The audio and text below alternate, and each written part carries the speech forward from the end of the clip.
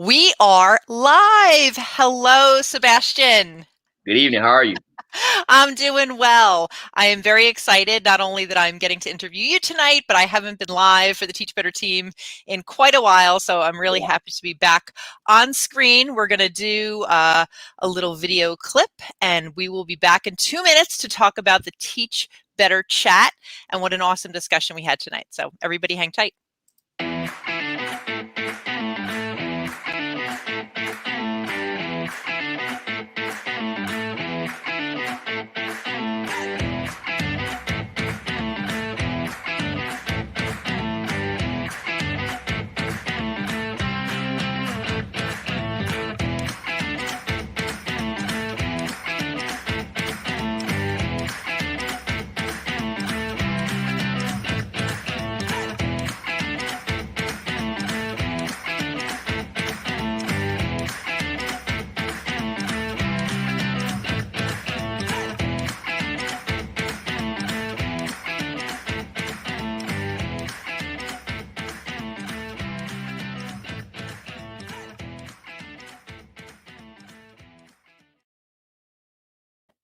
All right. Thank you, everybody, for tuning in. If you have not seen me in a while or know who I am Becky Thal with the Teach Better team, and I am here with Sebastian Sanders, and I am going to let Sebastian introduce himself.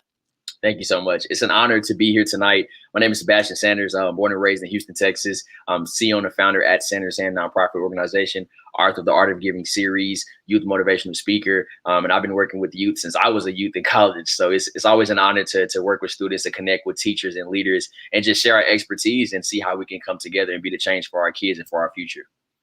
I was so excited when I saw these questions come up earlier in the week because I just love this topic, and I think a lot of people were excited about this topic.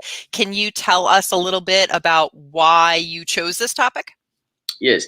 For me, I think it goes back to when I was a kid. And I remember my first grade teacher, I'll never forget her, Miss Juniorowski.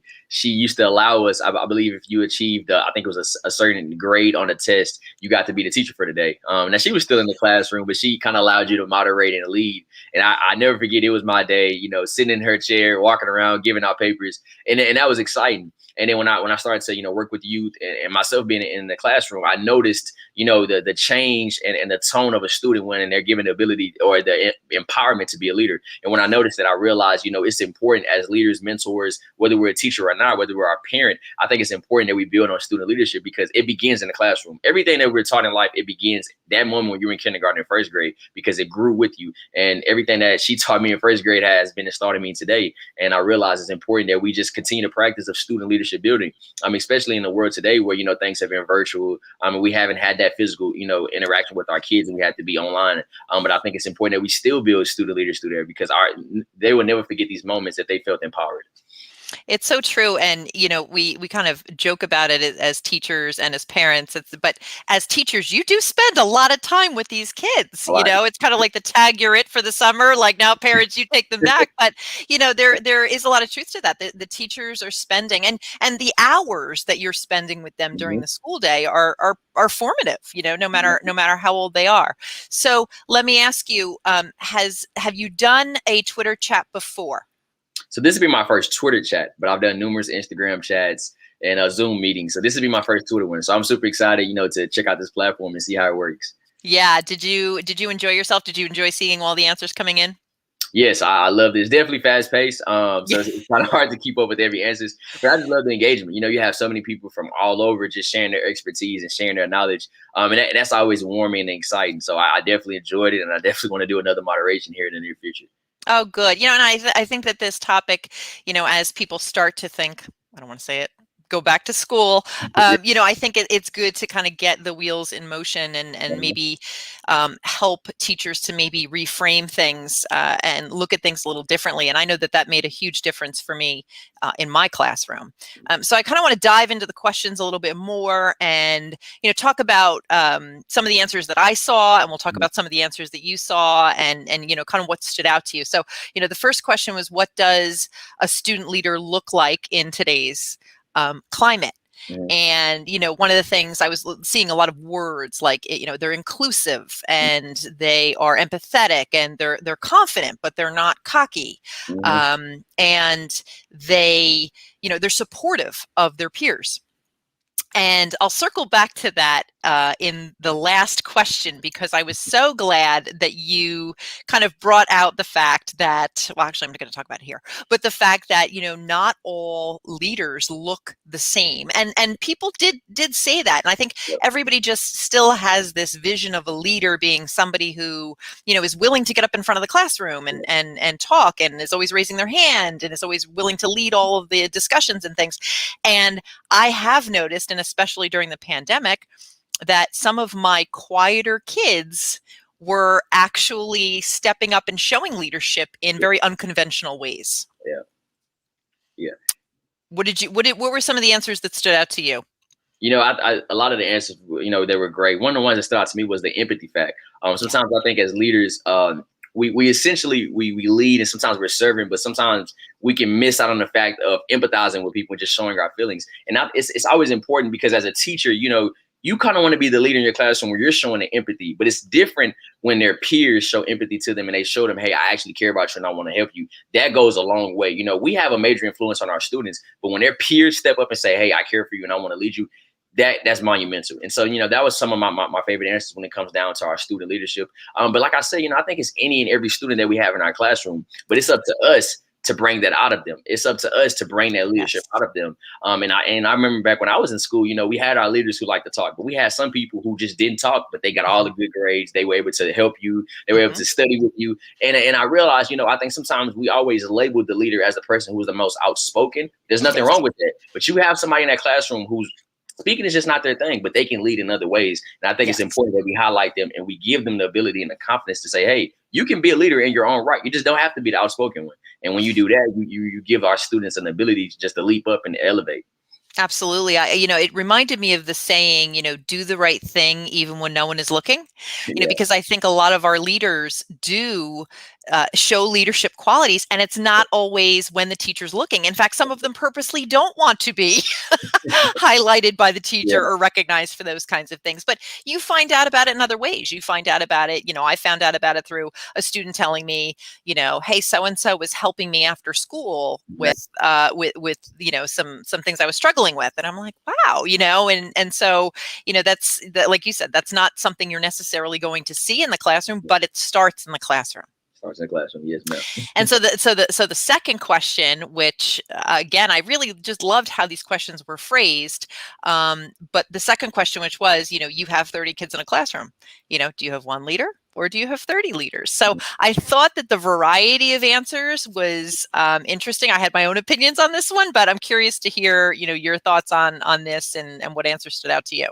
Yes. I think it piggyback, everything we were saying earlier. I think you have 30 leaders. And I said it because I never forget this. I was in second grade and everybody, wanted to be the line leader, right? And so essentially, everybody wants to be the line leader, but we can only go to the restroom 2 or 3 times a day, So yes, looking at it and you remember those moments, everybody's fighting to be the leader. And you think of the times where everybody in that classroom wants to be a leader, but they only get a few times to do it. But if you think about the trajectory of our students as they go on through college, middle school, and high school, essentially they may not be able to lead the lunch line, but they're going to go, like you said earlier, go help a person study. They're going to go help the basketball team. They're going to go help the counselors. They're helping somebody in some type of fashion, and that's when they get to act on that leadership. And if you have a room of 30 students, you have 30 leaders, because leader comes in a variety of things. It's a variety pack, right? You may have a leader who may not say a word the whole school year, but they get things done in a certain way, and that's leading by example. And I think we have to really install it in our kids, saying, "Hey, you're a leader in your own right. I don't have one leader. I have 30, because that's going to go with them for the rest of their lives. Because if you tell a student in kindergarten and say, "Hey, you are a leader. You are a young leader," they're going to remember that. And our kids are very impressionable. Whatever they learn in their earlier years is built inside of them as they continue to grow. And when they go on to college and they go on to the real world and they get to working in the workforce, that leadership that you taught them in first grade is going to transform with them. And that's going to build our next generation of leaders. And so I think it's important that we just give every single one of them the ability to, and we have to truly bring that out of them. Sometimes, they don't want it to be brought out of them, but it's better for us to lead by example and lead from the front instead of versus leading from behind. So I think a lot of the times, we've kind of got so used to saying, well, I have one leader, and you grow, those students, those other 29 students grow up and live their lives and never was given that confidence and ability. And then now we're trying to pull them back and say, hey, you are a leader, when it's essentially not too late, but we should have done that 10 to 15 years ago when they were actually in those impressionable stages and needing somebody to be there for them to give them the confidence to be a leader.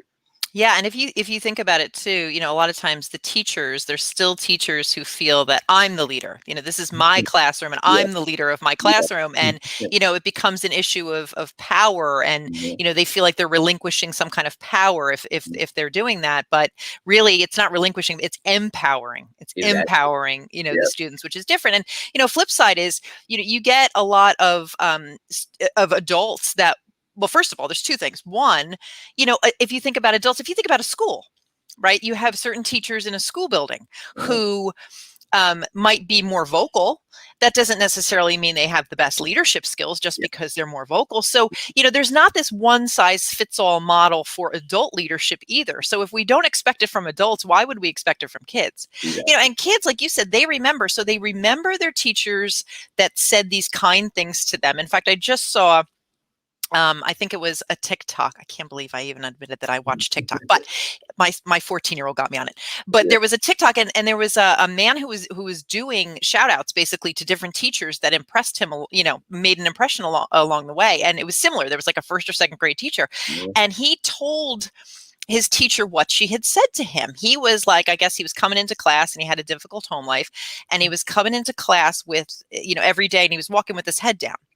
And he said, she looked at him and she said, I see you walking with your head down. And he said, I thought I was going to get in trouble. And instead, she turned it around and said to me, don't you ever walk with your head down. You have a lot to offer this world. You walk with your head high.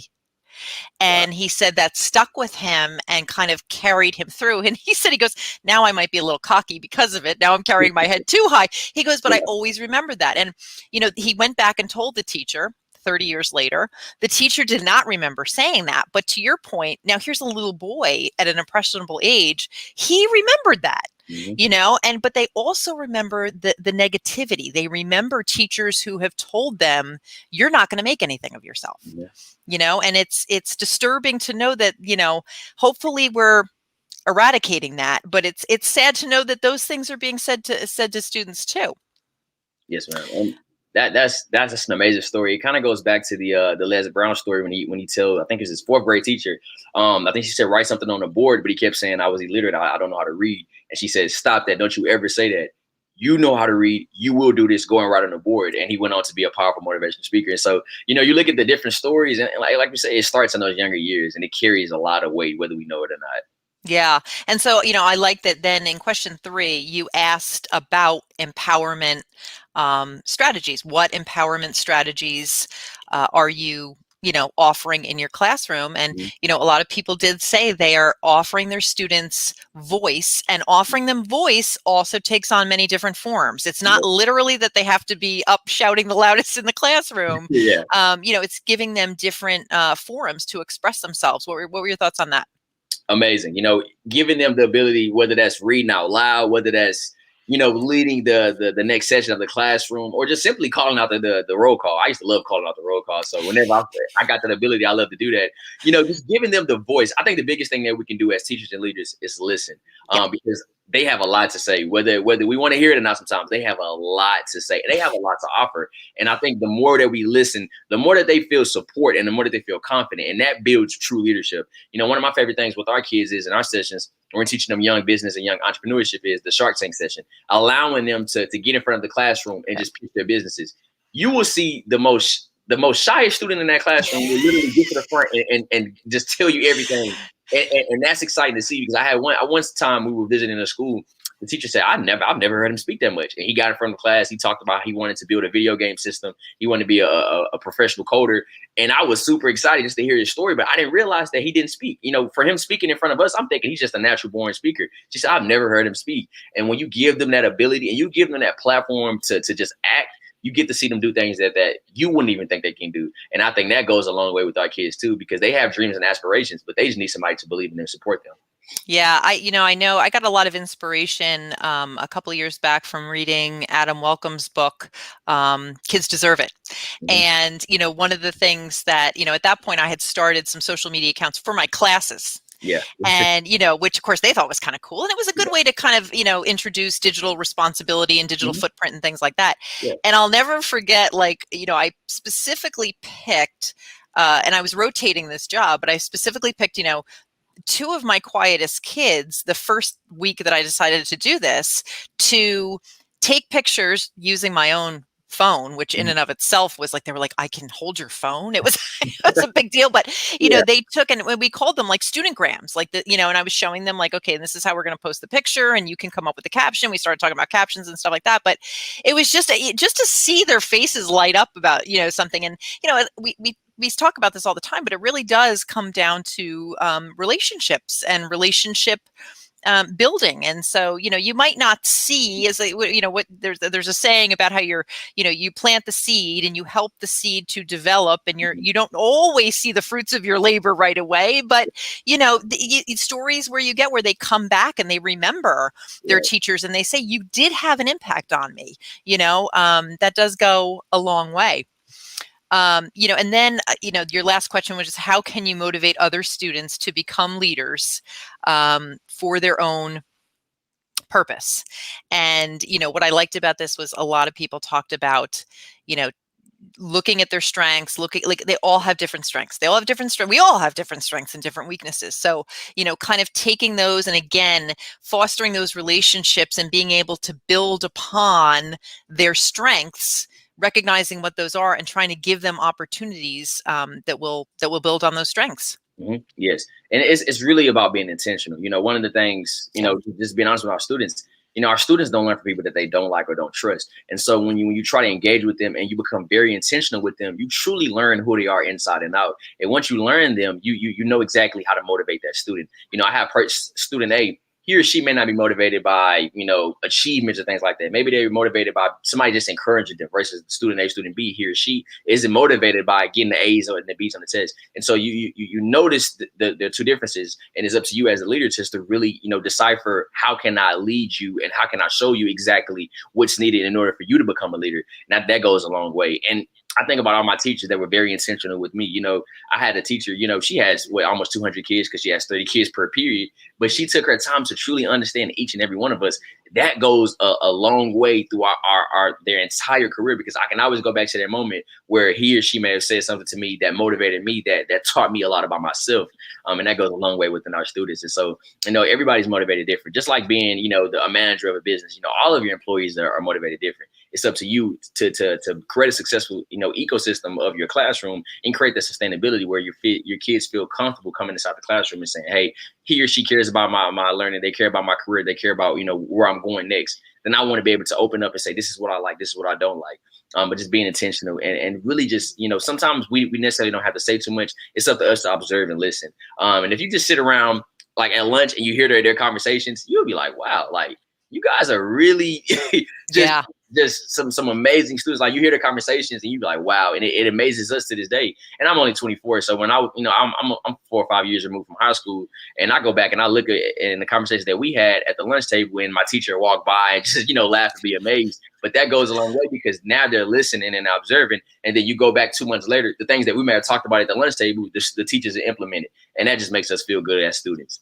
Yeah. Listening. I think Chad Ostrowski said, provide the space, but volume isn't always necessary. Yep. And that's so true. And, a couple other people chimed in and said, nothing is going to come, no good is going to come out of negativity. So you're not going to motivate students by, constant negativity. And Mhm. you want them to feel that, because let's face it, being able to grow as a leader, as a person, comes with sometimes stepping outside your comfort zone Exactly. and having that growth mindset. So students need to feel that it's a safe space, that they're Mhm. able to fail, Yep.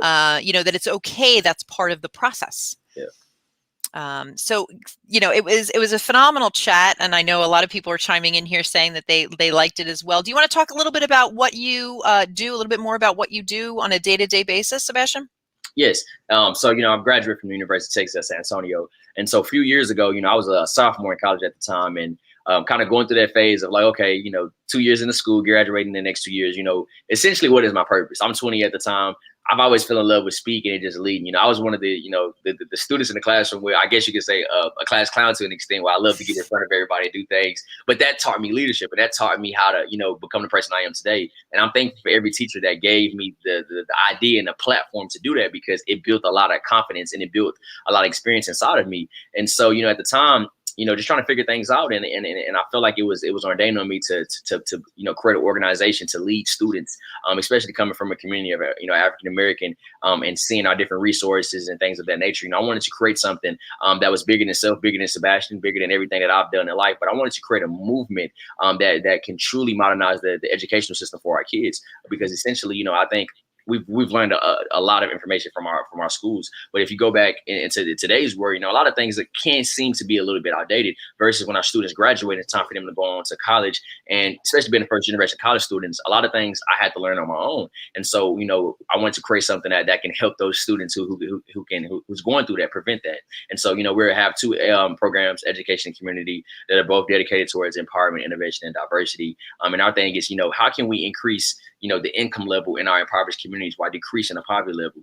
Because when you provide more access to funding and more literacy and financial literacy to our families and our students, they'll be able to attain more resources, and they'll be able to do more. And so within that, we wanted to teach our kids stuff that they felt that was important. And so, we created a program that was for the students, by the students. And so we have a 6 to 8 week camp where we teach our students a series of different elements, whether that's entrepreneurship, financial literacy, professional etiquette, mock interview skills, resume skills, communication skills, speaking skills, leadership skills. And then our students go on to be, graduate from our programs as Senate and student ambassadors. And so, founded in 2017, we serves roughly over 3,000 youth. And now from Texas to Oklahoma, servicing different programs, different seminars, different workshops. And we've graduated almost 60 students just through our program itself. We give our annual scholarships to middle school and high school students, providing them with the funds in order to start their own businesses, or really just provide them the funds to go on to college. We're giving roughly over $10,000 in the last 4 years just to students from all over, giving them scholarship opportunities. And then on the flip side of that, that allowed me to become a first-time author. And so last year, pre-pandemic, I wrote my first book, Art of Giving: One Nonprofit Can Change the World. And, really just, sharing my expertise and sharing my vision and my story of how I created a nonprofit organization. But most importantly, inspiring not only the next leader, but the next person in general to create their own nonprofit organization as well. And then in my professional career, I worked for PepsiCo as the district sales manager. And so for me, I've always loved business. And so business and community have been my two biggest passions. And I've always felt a need to cultivate the two. And being so young in my career with so much room to grow, I just wanted to find a balance where I can learn the two, grow the two, most importantly, give back and just change the lives of others. And for myself, I always tell people, don't look for change, be the change. And I think sometimes we look for somebody else to come in and do something for us when essentially it's up to us, to do that. And one of the things that I taught myself is, with everything that I'm doing, I'm sparking the different seeds, but I may not necessarily change the world in my lifetime, but I'm sparking the seeds for somebody else to change the world. And no matter how many students I talk to, no matter how many students I come across, nothing feels much better is when a student reaches back out to you and say, thank you for talking to me. Thank you for doing this. Just a few months ago, a young man from San Antonio, Texas, he reached out and said, thank you for coming to talk to me. I'm now a firefighter. And he sends me his videos every day. And that just feels so good. I'm like, wow, I may not necessarily remember that moment that we spoke, but you continuously to doing what you do, stepping out and becoming the leader, graduated and became a firefighter. That means a lot to me. That means a lot to everything that we're doing. And that means that we're moving in the right direction. So, that's kind of been my thing, business and community, and leading by example. Well, you're going to do amazing things. I'm super impressed that at your age you are. I'm tired just listening to you talk, Sebastian, with all you've got going on, and like you said, you're on a mission, and you want to be the change, and that's and inspire that in other people too, and that's pretty amazing. Can people your Twitter? That's your Twitter handle that you have up there. Is that the same handle that you use for your other social media platforms? What other social media platforms are you on where people can find you? Yes, I'm on Instagram as well at Sebastian J. Sanders. So it'd be Okay. Sebastian J with the Sanders. I'm on LinkedIn at Sebastian Sanders. You can visit our website at www.sandershand.org to learn more about our programs. And feel free to, send me a direct message and see how we can connect and I can be of support. Your network is your network. So there's many people that we can connect with and support. We're going to do more. There's strength in numbers. So thank you so much again, for allowing me the space and opportunity, to share my story, but just connect with so many amazing leaders. You all are doing some amazing work.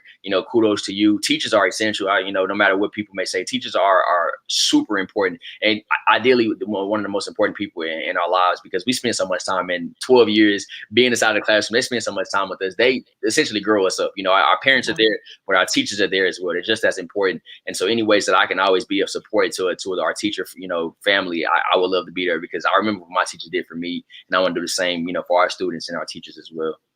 That's amazing. We really thank you for moderating the chat tonight, being live with me. It's been a pleasure talking to you. Thank you, everybody, for tuning in, and we will see you for the Teach Better chat next week.